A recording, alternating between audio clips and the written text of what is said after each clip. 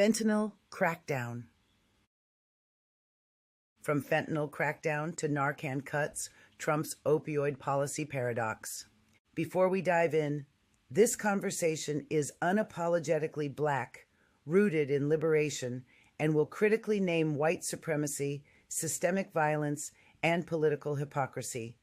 If you're here to tone police or clutch pearls, this isn't the space for you. Unveiling Whiteness, the podcast where we dissect systems, not symptoms. I'm Echo, and today we're tackling a policy paradox that's killing Black and brown folks while politicians play games with our lives.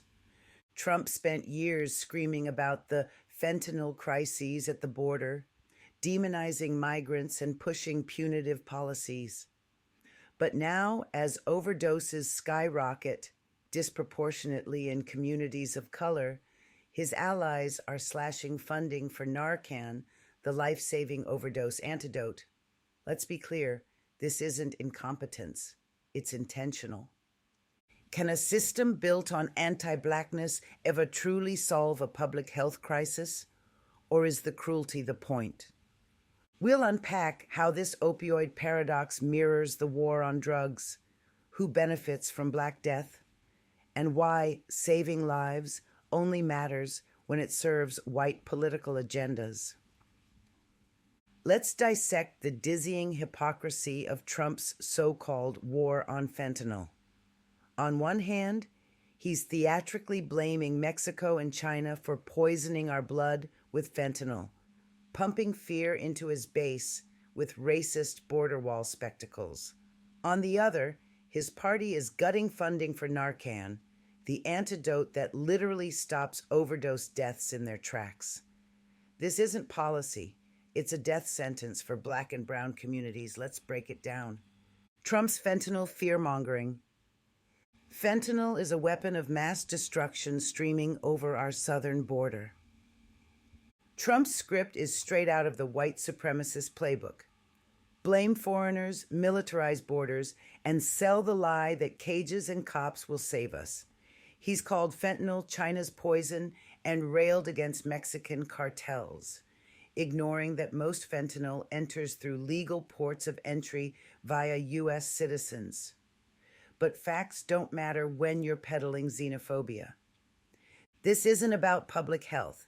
It's about painting Black and brown migrants as invaders, justifying a $20 billion border crackdown while our communities choke on systemic neglect. Part 2, the GOP's moral hazard myth. Narcan rewards addiction. We can't subsidize bad choices. Now, the same party screaming about a fentanyl crisis is slashing Narcan funding, calling it a moral hazard. Let's decode that term. When white suburban kids overdosed on opioids, it was a tragedy. Rehab, empathy, and funding flowed. But when Black and brown bodies are collapsing from the same poison, suddenly, saving lives is enabling. Here's the truth. Harm reduction isn't a hazard. It's a lifeline. Narcan has reversed over 1 million overdoses since 1996, but the GOP would rather pour billions into cages and cops than spend pennies on Black survival. Why? Because our deaths are profitable. Our lives are disposable. Part 3, the math of Black death. They'll spend billions on cages and cops, but pennies on saving Black lives. Let's do the math. A single dose of Narcan costs $45. A single day in ICE detention costs $140. They'll lock up a migrant child for 3 days instead of saving a life. This is the arithmetic of white supremacy. Black death is budgeted. Black liberation is priced out. And who pays? Black communities are facing fentanyl overdoses at skyrocketing rates. While white overdose victims get sympathy, Black victims get handcuffs. The same system that criminalized crack in the 80s is now weaponizing fentanyl to justify our erasure. Part 4, resistance in the ruins. Black harm reduction worker. We're out here saving lives ourselves because this government wants us dead. But listen, Black-led groups like Local Org are distributing Narcan off the books, fighting to keep us alive while the state abandons us. They know what Trump's regime refuses to admit. Our survival is revolutionary. So when they call Narcan a moral hazard, we call it resistance. And we won't stop until every Black life is valued as infinitely as a border wall contract. Next, how this fentanyl paradox mirrors the crack era and why America only cares about addiction when the victims are white. Segment 2, Historical Echoes from Crack to Fentanyl. To understand the GOP's Narcan cuts, we need to rewind to another epidemic, the crack era. The playbook hasn't changed, only the drug has. Part 1, Crack versus Fentanyl. Same script, different drug. Reagan's 1986 speech, "We must wage war on drugs to save our children," followed by news clips screaming crack babies. In the 80s, crack cocaine ravaged Black neighborhoods. The response? Not clinics or compassion, cages. Reagan signed laws sentencing Black folks to 100 times longer prison terms for crack versus powder cocaine. The media painted Black mothers as crack monsters, while the CIA funneled drugs into our communities. Fast forward to today, fentanyl overdoses is surging, but when Black bodies drop, the state reaches for the same tool. Punishment, not care. Part 2, The White Victim Narrative, A Lie of Empathy. 2015, CNN report, Opioids, a quiet killer in white America. But wait, when opioids hit white suburbs, suddenly addiction was a disease. Congress allocated billions for rehab, pharma execs got soft interviews, and Nancy Reagan's "just say no" became "let's hug it out." Yet Black folks using the same pills, still called criminals. Studies show Black patients are half as likely to get addiction meds, even when dying at higher rates. White pain is tragic. Black pain is treasonous. Part 3. The war on drugs was never about drugs. It's about control. Crack laws built prisons. Opioid empathy built rehab empires for white folks. Now defunding Narcan? That's the latest tool. They'll let us die to justify more cops, more cages, and the myth that Black people can't be trusted with our own survival. Let that sink in. When white kids OD, it's healthcare. When we OD, it's law and order. The goal isn't to end crises, it's to manage who suffers and who profits. Part 4, From Crack Kilos to Narcan Cuts, a system working as designed. Think I'm exaggerating? The Anti-Drug Abuse Act of 1986 funded mass incarceration. The 21st Century Cures Act in 2016 funded opioid treatment, but less than 5% reached Black communities. Now, Narcan cuts ensure the same outcome: Black death, white profit, private prisons, pharma giants, politicians. They all win when we lose.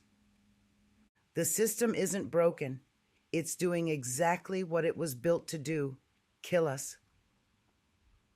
So when they claim Narcan enables addicts, remember, they enabled this crisis. They let Sacklers peddle OxyContin. They let cops flood our blocks with crack. And now, they're shutting off the antidote. This isn't policy. It's a death pact. Part 5, The Resistance Remix. But here's the flip side.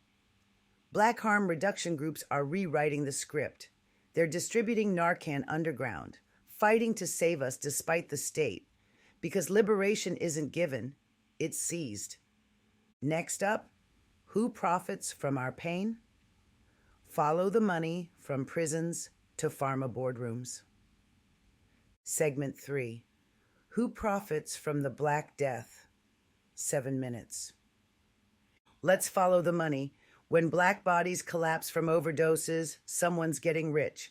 Private prisons, pharma CEOs, politicians, they're all feasting on our pain. Let's expose the economy of Black Death. Part 1. The Profit Pipeline. Private prison stocks surged 300% under Trump's border policies. Private prisons like CoreCivic and Geo Group don't just watch the overdose crisis, they profit from it. How? For every black body jailed on drug charges, these corporations pocket $60,000 a year, and with GOP states slashing Narcan funding, more overdoses mean more arrests, more cages, more cash. It's a plantation economy, modernized. Pharma's double game.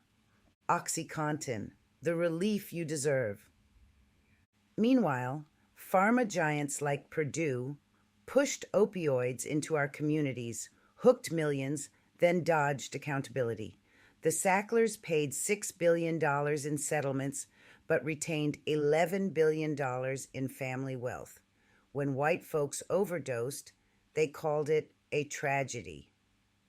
When do we die? A tax write-off. Part 2. The Stigma Machine. Crack mothers, a threat to America's future. Why are black overdose victims called deserving, while white ones get vigils? Racist stigma. Crack was framed as a black crime, opioids as a white disease. Even today, black folks are half as likely to get addiction meds, but twice as likely to get jail time. The message? White pain is human. Black pain is criminal. Scholar Dr. Dorothy Roberts. The state labels black addiction as moral failure to justify punishment. It's not about safety, it's about social control. Part 3. The Call-Out. Let's be clear, public health is a racial code. When white kids OD, it's heartbreaking. They fund rehab, pass laws, and cry on TV. But when our kin die, silence, cuts, cops. Voice rises, thunderous. White public health rhetoric only applies to white bodies. Let it hang for 3 seconds. Cue a scream of a protest chant. Black Lives Matter. They'll heal whiteness and harvest blackness for profit, for power, for the same colonial order that's always fed on our flesh. Part 4. Resistance in the Ruins. We don't wait for their permission to save us. But we aren't waiting. Black mutual aid groups are buying Narcan with GoFundMe dollars because this government would rather invest in our graves. Remember, every time they deny us care, we build our own. Every time they profit, we protest. Next up, the path to liberation, from abolition to healing. We're not just surviving, we're rewriting the rules. Segment 4, Solutions Rooted in Liberation, 5 minutes. Cue uplifting, resilient music blending traditional African drums and modern electronic beats. We've dissected the machinery of Black Death. Now let's chart the path to liberation. Solutions exist, not in their boardrooms or prisons, but in our streets, our hands, our collective power. Part 1. Grassroots Harm Reduction. Survival as Rebellion. We don't wait for politicians to save us. We save each other. Meet the architects of liberation, groups like Vocal Noi and the Urban Survivor Union. These black-led orgs don't just hand out Narcan, they build power. Vocal Noi fights for safe consumption sites and housing for those criminalized by addiction. The Urban Survivor Union, led by former drug users, trains communities in overdose reversal and demands policy change by us, for us. This isn't charity, it's revolutionary care, rejecting the state's death sentence. Part 2, Abolition in Action, Defund police, fund life. Who keeps us safe? We keep us safe. Abolition isn't a fantasy, it's a blueprint. Imagine slashing 100 million from police budgets and funneling it into black-led clinics, trauma care, and jobs that pay living wages. Studies show that every dollar invested in harm reduction saves $58 in healthcare and prison costs. But this isn't about money. It's about dismantling a system that profits from our pain. Defund policing, fund healing. Period. Part 3. Provocation. Flip the script. What if we treated addiction like a systemic crime against our communities? Think, who's guilty? Pharma CEOs who pushed opioids into our neighborhoods, politicians who jailed us for addiction while taking lobbyist cash, a healthcare system that treats Black pain as drug-seeking. This isn't a metaphor, it's a demand. Prosecute the profiteers, seize pharma's billions to fund reparations, transform prisons into hospitals. Liberation isn't begging for scraps, it's rewriting the rules. Part 4. The future is our creation. Soundbite of Asada Shakur's voice. We must love and support each other. We have nothing to lose but our chains. The state won't save us. But as Vocal, Nwai, and the Survivor Union prove, we don't need them to. Every Narcan kit distributed, every cop's budget cut, every addict treated as a sibling, not a criminal. That's the future we're building. They want us dead. We'll live louder. Next week, how to join the front lines. Until then, organize, donate, rebel. The cure to this crisis isn't in their labs. It's in our hands. Recap and outro, 5 minutes. Let's draw a circle. 1. Trump's fentanyl panic was never about care. It was xenophobic theater, a spectacle to paint migrants as invaders, justify cages, and distract from pharma's crimes. 2. Cutting Narcan isn't fiscal responsibility. It's the state doubling down on Black death. They budget for our funerals, not our futures. 3. Liberation isn't a policy proposal. It's us, Vocal Any, the Survivor Union, mutual aid crews, rejecting their lies and saving ourselves. Let me leave you with this. They'll never save us, so we save ourselves. Support Black harm reduction workers risking everything to distribute Narcan in a state that abandons us. Fight for decriminalization because no one should be jailed for their pain. And never forget, in a world that budgets for Black death, our survival is resistance. Shout out to our guests for breaking down the machinery of our oppression. Follow their work at where they're dismantling systems daily. Now, your turn. Donate to Black Lead Fund. Every dollar fuel Narcan in Black hand, not cops on Black blocks. Follow us on Instagram for guerrilla harm reduction guides and abolitionist toolkits. This isn't charity, it's warfare. Who knows silence is complicity? So make noise, rate, review, and share this pod like your freedom depends on it, because it does. Until next time, stay unapologetic, stay defiant, stay free.